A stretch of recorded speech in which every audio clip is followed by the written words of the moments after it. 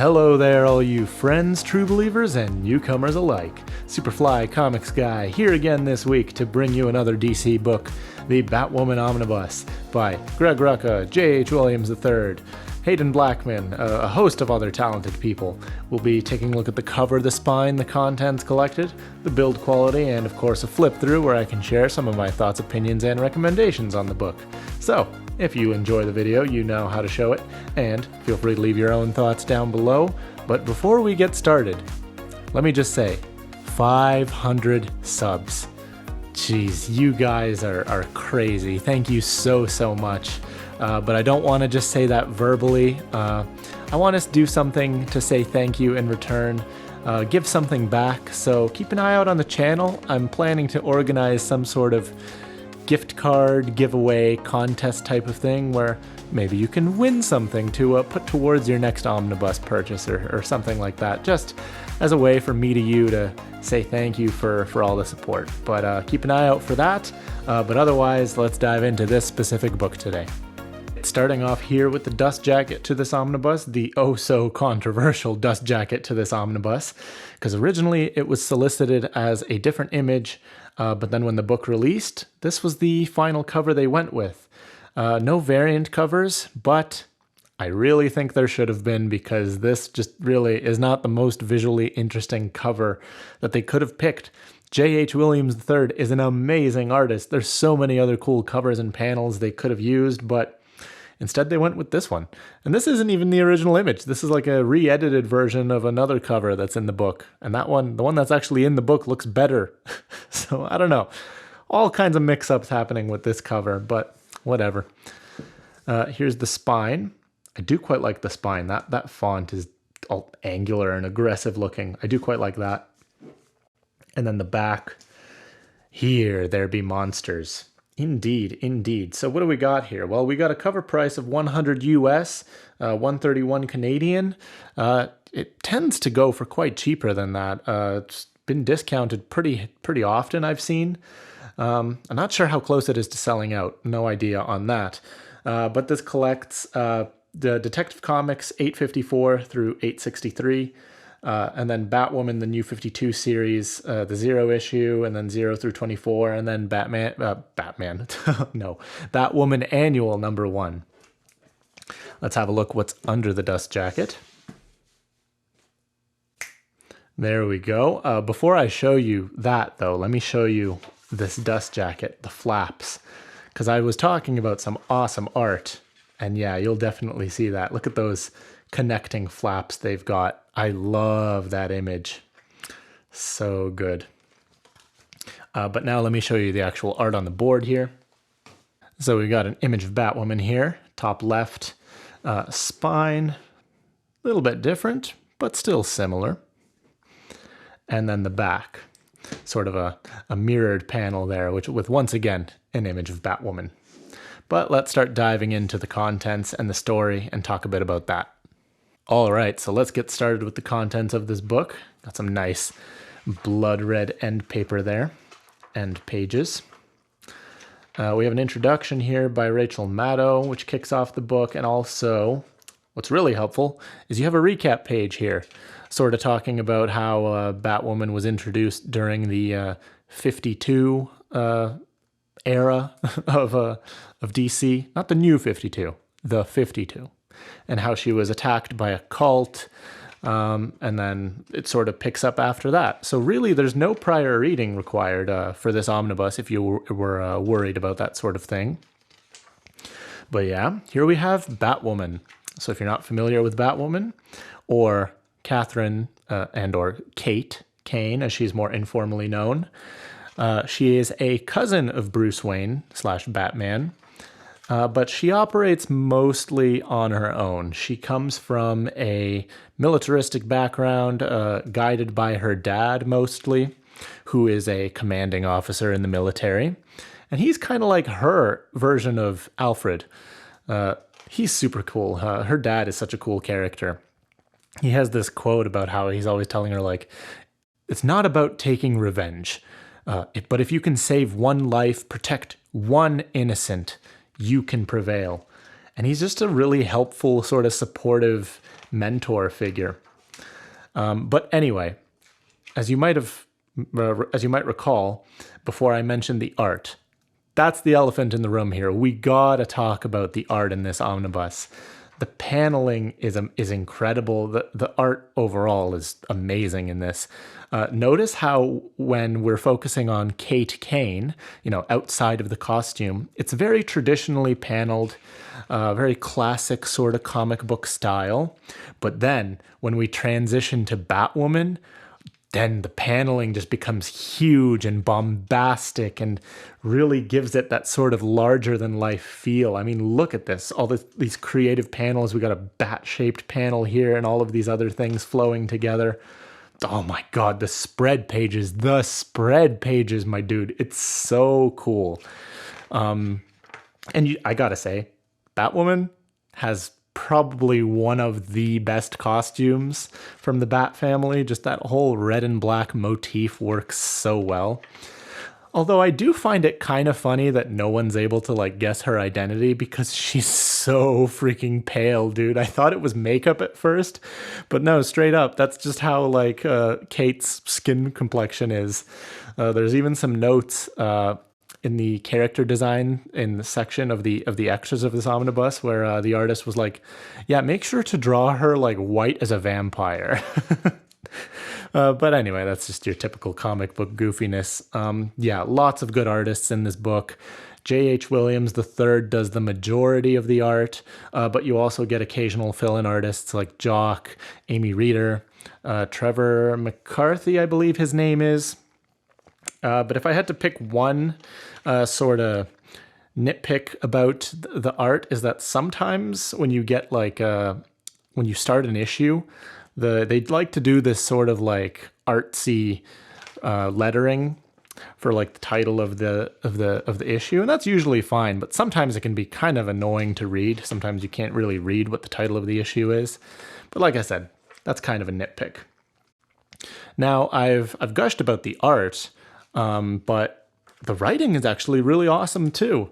And that's important because I haven't had that much time to read lately. I've just been really busy with other things like work and all this other stuff. So I would tell myself, okay, just one issue. I'll read just one issue of this book and then do something else. But then I found myself just reading multiple issues at a time. It just kept compelling me to read more and more. And so if you're worried, if you're someone who's only familiar with Batwoman from the TV show, the CW show or whatever, and you're kind of skeptical of this, I'd say don't worry. I'm not really familiar with the show, but I definitely enjoyed my time reading this. But yeah, we open up here with Kate Kane. She gets dumped for being unreliable. She's always exhausted, lack of sleep, that kind of thing. But, she always tells herself, gotta keep soldiering on. That's something she picked up from her dad. Always gotta keep soldiering on. Just keep pushing through. This first arc here called Elegy opens up with this mysterious sort of character from that aforementioned cult that attacked Batwoman. We have the High Madam here, or High Madame, however you want to pronounce it, who sort of starts coming after Batwoman, and there's a whole sort of conspiracy / backstory there that gets unraveled, which I won't spoil. But speaking of backstory, in between the sort of main story that you're getting here, these main arcs, you do get the occasional sort of flashbacks interspersed every now and then. You might have an issue that's 7 years ago and then 4 years ago a bit later on. And those issues sort of reveal a tragic, troubled backstory little by little for Batwoman. But yeah, man, the art is great. The writing is great too. There's actually what I found to be really cool. If you've recently watched The Batman, that movie, there's a line in here that that movie totally stole. That that whole line about how the bat signal, it's not just a call, it's a warning. They totally do that in this omnibus, which came before that movie. So interesting to see how they got that inspiration. Now, I have mentioned that Batwoman does tend to operate on her own, but she does have occasional confrontations with Batman. So it's kind of like Gotham Central, where like Batman doesn't really play a central role. He's sort of a supporting character, and that's really cool to see. Seeing Batman from an outsider's perspective, because people will talk about him like, this is Batman, do not get in a fight with him. It's like everybody's scared of him. But yeah, there's like some cool team up issues every now and then. Like, for example, Batwoman and Batman will be going after this guy called the Cutter, this villain. But it's not exactly your swashbuckly, happy, superheroic type of stuff. This book gets freaking dark, man. We're talking like gore. If you struggle with things like violence against children, just be aware there's some of that in this book. You really get to find out a lot about just how despicable some of the people in this world can be. But it gets pretty crazy, actually. I was expecting more of a street level story with a character like Batwoman, but actually, it's not really that street level. You actually get a lot of supernatural elements in this book, kind of like in Batgirl's New 52 run. But even Batgirl, it was sort of like sprinkled throughout, whereas like especially during the middle section of this omnibus, there's a lot of like supernatural sort of forces that Batwoman has to go up against. And honestly, that part kind of dragged for me. Just in general, I feel like the action, even though it's helmed pretty well, the action scenes in this omnibus were the least interesting part to me. I was so much more interested in all the various characters and their relationships with each other. So not just like Batwoman's relationship with her father and her family, but also like she's got a relationship with the police captain at the time, Captain Maggie Sawyer, because yes, Batwoman is a gay character. And I think they handle that pretty tastefully. I didn't really notice anything that stuck out to me, but they got a really endearing relationship, and it's kind of that sort of dramatic irony where like we know that Kate Kane is Batwoman, but the police captain Maggie Sawyer doesn't know that Kate Kane is Batwoman, and sometimes the captain will interact with Kate, sometimes the captain will interact with Batwoman, and it just leads to a lot of interesting sort of dialogue and setups that way. Or like Batwoman will be taking down a villain or whatever, and then the cops will show up on the scene and try to capture her, and then there's the police captain she has to sort of avoid so she doesn't get recognized. It's very, very interesting. Unfortunately, though, towards the end, they wrap up the story very, very quickly, and it's sort of kind of haphazardly done. Basically, from what I understand, the writers, J.H. Williams III, and Haden Blackman as well, they wanted to push the character in a specific direction, but editorial basically said no, denied them their request. And then they were forced to, they just decided to leave the book. They said, okay, you don't want to let us tell our story? We're leaving. So then the story had to kind of get wrapped up really quickly. So then you get some sort of rushed bits and rushed art at the end, which is unfortunate, but I do still think the story is pretty complete in this omnibus. It's not like you're getting an unfinished story. But yeah, fun fact, I was actually trying to figure out what the name Haden Blackman, where had I heard that name before? And it turns out he was actually one of the guys who worked on the Mafia 3 video game. Go figure, I had no idea. But anyway, that's just a little fun tidbit. Now, as I mentioned the extras section before, why don't I show that to you now? So, starting off here, we got some variants, some variant covers, that is. And those are just nice to see, because it's like I said, some of the art in this omnibus is freaking just jaw-dropping. I just love this image here in particular. By Trevor McCarthy. Okay, right. Yeah, so that's another thing to mention, is that when the fill-in artists fill in for J.H. Williams III, they do a really, really good job of sort of mimicking his style, I suppose you could say. It feels very seamless. You don't feel like you're being jarred, jumping from one art style to another, usually. But you also get some character designs here. which is nice to see. Some scripts excerpts here as well, some black and whites. And the black and whites, I just love looking at, because sometimes they're even more impressive than the colored art, the finished art, just how visually distinct everything can be, even when it's in black and white. But there are some more of those scripts I was talking about. Yeah, a decent amount of extras in this book. Yeah, more black and whites. God. The art in this book, I can't praise it enough. I really can't. And then some bits about the creators here. But that's that. Alrighty, now for some build quality. So this omnibus has 888 pages. That is the eye you're getting. Honestly, it's not the most impressive eye. Could be bigger. There's a lot of glue being used.